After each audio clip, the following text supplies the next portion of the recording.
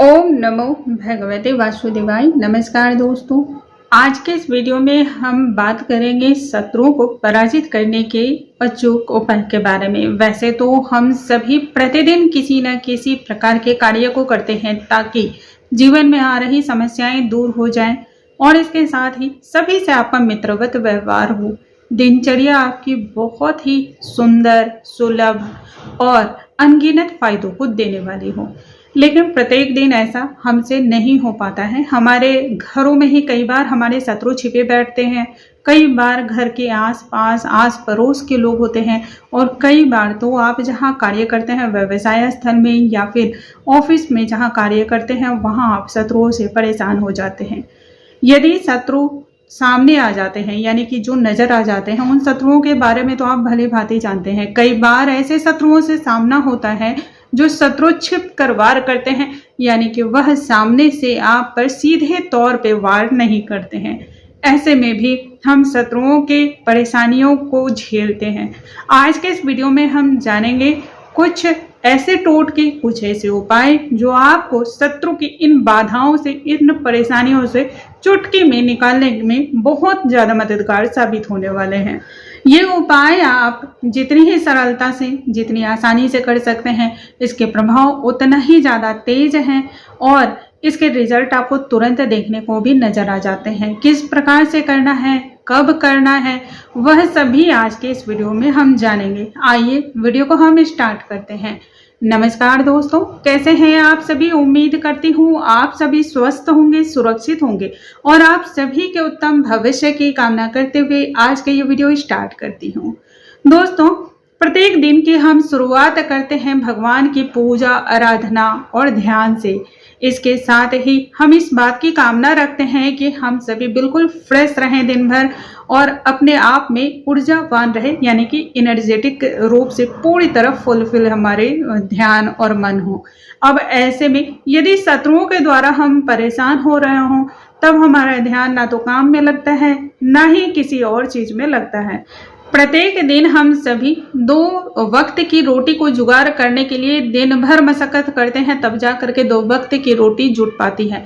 अब ऐसे में हम रोटियों का जुगाड़ करें, घर परिवार के लोगों को एक साथ जोड़े रखने के लिए मशक्कत करें या फिर अन्य प्रकार के त्याग बलिदान करें ताकि हमारे बच्चे सही हों, हमारा घर परिवार सही हो।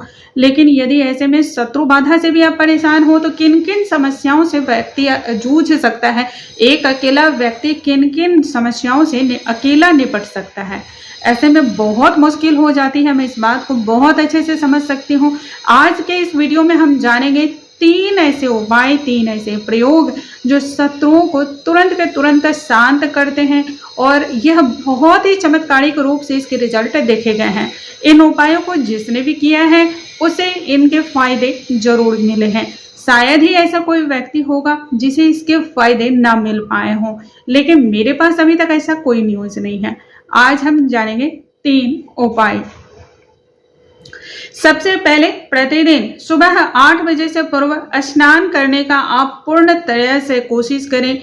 8 बजे तक स्नान कर लें और एक तांबे की लोटे में जल भरें, उसमें डालें रक्त चंदन, लाल पुष्प और इसके साथ ही भगवान सूर्य देव को आपको इससे अर्घ्य देना है। अर्घ्य देने के बाद आपको उनसे परेशानी से मुक्ति का उनसे प्रार्थना करनी है।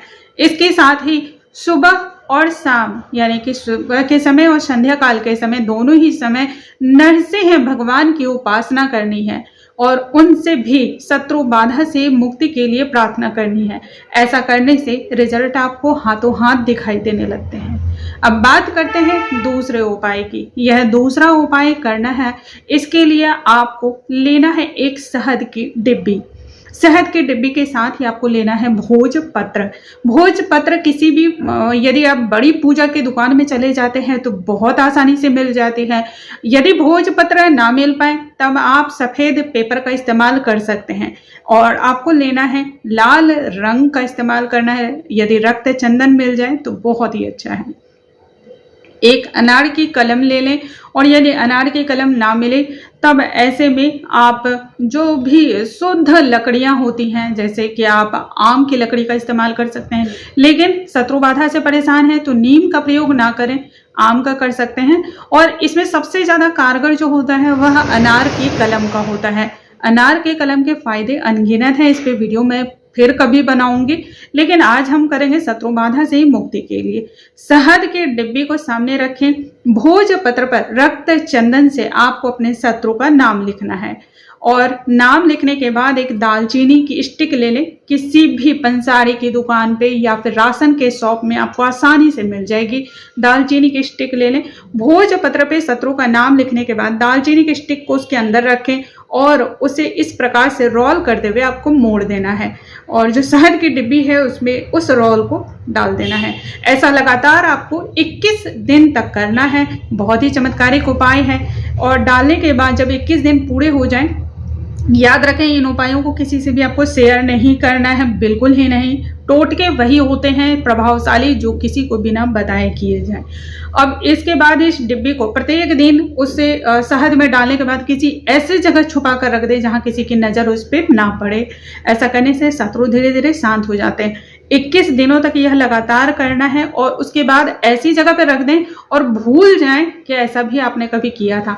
आप देखेंगे कि शत्रु आपके दोस्त हो गए हैं, आपके मित्र हो गए हैं, आपसे मित्रवत व्यवहार करने लगे हैं। कई बार ऐसा भी देखा गया है कि वह आपसे हो सकता है कि बात ना करें, हो सकता है आपके मित्र ना बने, लेकिन आपसे शत्रुता का जो भाव है वह उसे त्याग देंगे।